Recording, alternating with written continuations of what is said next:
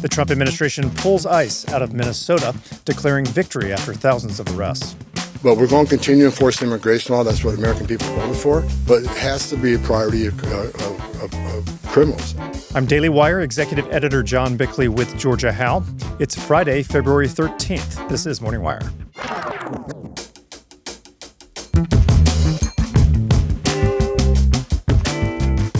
Homeland Security faces a funding lapse as Democrats dig in amid a heated debate on immigration. They're not for the safety and the security of the American people. And a no vote today will confirm that. And who pays the price? Well, the American people.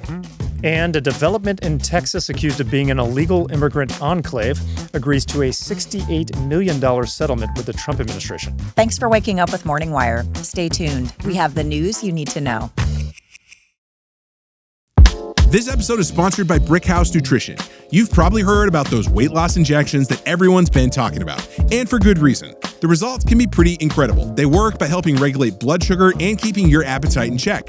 But here's the thing, not everyone wants to deal with weekly injections, especially when you start hearing about some of the side effects that can come with them. That's where Lean comes in. It's a weight loss supplement developed by doctors, and people are seeing some really impressive results. The ingredients in Lean are backed by research showing that they can help lower blood sugar, turn stored fat into energy, and reduce those constant cravings that make dieting so hard. This stuff is no joke. I am one of those people that eats sometimes a lot when I'm stressed. But once Lean came into the picture, I was able to rein in my cravings. Let's get you started with 20% off and free rush shipping so you can add Lean to your healthy diet and exercise plan. Visit takelean.com and enter WIRE for your discount. That's promo code WIRE at takelean.com today. Border Czar Tom Homan announces the end of Operation Metro Surge in Minnesota. Daily Wire immigration reporter Jenny Terr joins us now to tell us what this means for ICE operations in the Twin Cities. Morning, Jenny. So a major announcement here yesterday. What do we need to know about the situation? Right. So Border Czar Tom Homan came out on Thursday at a press conference in Minneapolis. He's still on the ground there. He's been on the ground there since late last month. And he said that the drawdown that they had started a couple weeks ago of federal officers will be a complete drawdown in the end. ICE will still be in the area, but it's not going to be that sweeping effort like we've seen there and in other cities like Chicago or New Orleans. So is this a sign of something larger that the Trump administration is actually backing away from the promise of carrying out its historic mass deportation campaign? No, this is something that Homan brought up, that there's been a lot of backlash about this, is that they're pulling out, thousands of these federal officers and that there won't be this footprint on the ground. But he said they're still going to have that existing ICE office in the Twin Cities, and that's about 150 ICE officers who were there before this all happened. They're based there. There's also going to be those Homeland Security investigations agents on the ground investigating fraud. And then there's also federal officers who are there just trying to make sure that there's no anti-ICE agitators going after their own. And Trump is supporting this. This is something that Homan brought up. He said that the president agreed with him that this drawdown should take effect and that they should pull back a little bit. But he also said that this doesn't mean the mass deportation effort is over. Here's Homan at a press conference Thursday talking about this. And in the next week, we're going to deploy the officers here in detail back to their home stations or other areas of the country that are needed. We're prioritizing those who are the biggest threat to our community. The rapists, the murderers, the child molesters. That's the right thing to do. But I'll say it again. President Trump made a promise of mass deportation, and that's what this country's going to get. Well, as we've seen repeatedly, Trump and Homan are pragmatists when it comes to their policies. It sounds like that's what's going on here. Now, Democrats from the state have been asking for this all along, this withdrawal. What's been their response to Homan's decision? Right. So a lot of calls for victory here from Democrats on the city council and at other levels of government in Minnesota. This is something they're saying was caused by those ICE watch groups that went out and, agitated and got in the way of ICE law enforcement and did so in the wake of the deaths of Alex Preddy and Renee Good. And so they're saying that because ICE is still in the area, continue doing that, continue going out and trying to obstruct, essentially. And they're saying, though, that they really had an effect on what the Trump administration was doing, and that was the reason that they're pulling out there. Now, Homan said that the reason is because he brokered this unprecedented cooperation from local law enforcement and now is stationing ICE officers outside of local jails so that those law enforcement at the local level can hand over illegal immigrants and they don't have to hold them any longer than they need to, but that they're willing to do so now. And so that's the reason for the drawdown, in his words. So both sides are claiming victory here. Now, Senator Amy Klobuchar talked about this, and she said that this will not be over until ICE is basically overhauled and essentially defunded. Listen to what she had to say. We did not blink. And yet it is not over because, as you point out, there must be accountability, of course, for the deaths of Renee and Alex. But there also must be accountability for all of the other damage they did, economic harm to our state. And now, until they are overhauled and until this enormous funding that they got changes, we do not know where they're going to go next. We've been tracking the situation in Minnesota for weeks now with you, Ginny, so it's a fascinating turn here. We'll see if things truly do de-escalate. Thank you so much for reporting. Thank you. Homeland Security seems poised to experience a lapse in government funding on Saturday at midnight amid an intense debate on immigration reforms. Daily Wire political reporter Cameron Arcand is here with the story. So, Cameron, we've been watching this deadline approaching, and now we have reached the point where we're expecting to see a DHS shutdown. What's the latest in Congress? So it looks extremely likely at this point that the Department of Homeland Security will face a lapse in federal government funding, potentially up to the next week, maybe even longer. So on Thursday, there was a test vote as well as a push for maybe a stopgap funding bill to get this funding in place before the Friday deadline. But those efforts have failed. Right. And so what we're seeing now is this negotiation process is going at a very slow pace at this point. So it remains to be seen what could end up happening in terms of the actual federal immigration reform negotiations at this point. Democrats saying that they're not too pleased with what they've gotten from the White House. But we know very, very few details as to what those negotiations and what those potential reforms and room for compromises would actually look like at this point. We have almost no details that are public yet. What are Democrats asking for in terms of their negotiables? So they're looking at, they want an end to masking for ICE agents, no more roving patrols. Most importantly, this is going to probably become one of the key points of debate we're going to see soon, is over the type of warrants used for immigration arrests. Right now, the federal authorities usually use administrative warrants to execute some of these arrests. Right now, Democrats really want to push for judicial warrants, which does make this a lot more difficult to make some of these key arrests. So what we're seeing right now is some of those demands being pushed. Obviously, a lot of this centered on some of the tension that we saw in Minnesota, and we saw a drawdown today of Operation Metro Surge. So we are seeing some changes from the Trump admin on the immigration front. Now, to be clear, a DHS shutdown isn't going to have a ton of immediate impact on immigration because they're receiving funding from some other sources. Can you explain that? Correct. And a lot of people miss the really critical part of this is that the One Big Beautiful Bill funded the vast majority of Trump's immigration agenda with ICE and Customs and Border Patrol, right? So this was already funded. Now, the problem is some of the other agencies that Homeland Security has, TSA, FEMA, the Coast Guard. People could be missing paychecks if this drags out, right?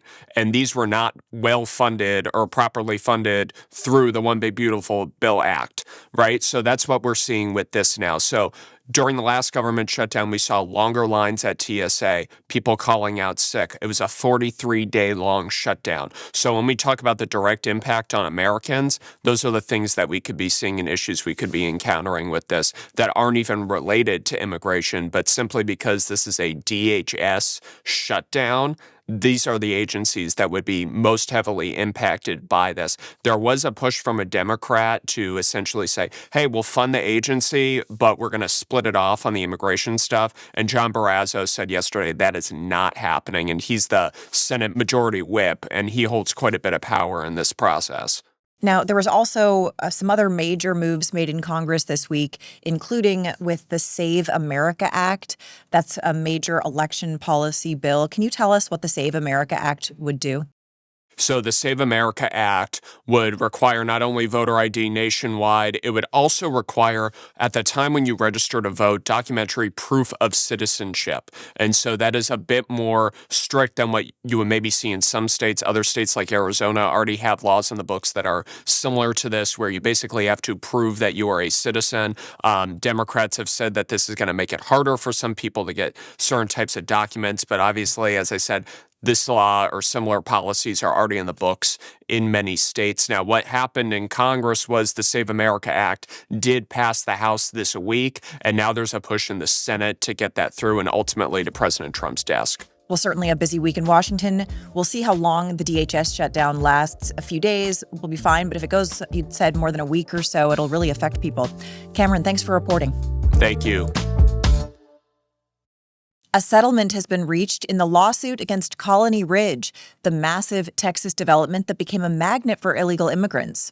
Daily Wire editor-in-chief Brent Sure has the story. Brent, great to have you back in the studio. So look, we've been tracking this story all the way back from 2023 when Spencer Lindquist broke this story.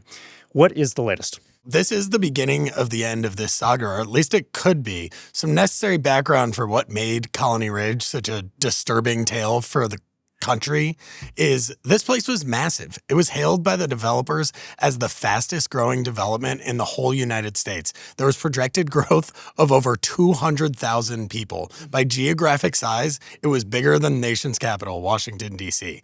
Why was it so controversial? It wasn't just a big development.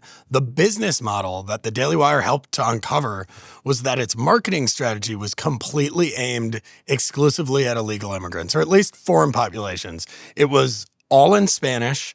They were advertising to you that you could buy land in the United States. They advertised unconventional bank loans where you didn't need a social security number. I mean, the strategy was pretty obvious and it worked. Illegal immigrants just poured in Texas. So after our reporting, and again, it was in 2023, there was just a ton of scrutiny on Colony Ridge. The Blaze did a great documentary on it. The Washington Post, the New York Times, they both sent reporters there to see what we saw. And ultimately, the Biden administration saw the same thing, and they sued the development. But the interesting thing is here, the Biden administration brought the lawsuit. The Trump administration, their Department of Justice is the one settling this lawsuit with Texas's Republican Attorney General. So the settlement that they reached lays the groundwork not only to put an end to the scheme, but also to be a major boost for the surrounding communities around Colony Ridge who were really hurt by this, fastest growing ever development that brought 100,000 people right to their, small little town in Texas. Now, this settlement has come out. We know the details of what was agreed to here. Can you walk us through that? The top line is that it's $68 million. Not in payments to anybody, but rather payments to fix what they created in Colony Ridge. $20 million will go to building a police center inside Colony Ridge with this massive influx of a foreign population.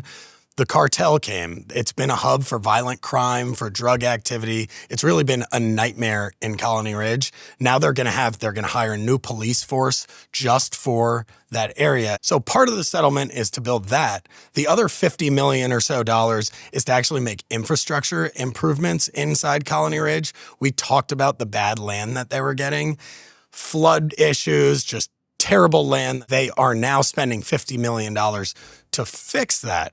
And then with the provisions, it kind of makes interesting who's going to benefit from this because, first of all, now to buy in Texas, you can't get an unconventional loan. It has to be a traditional loan.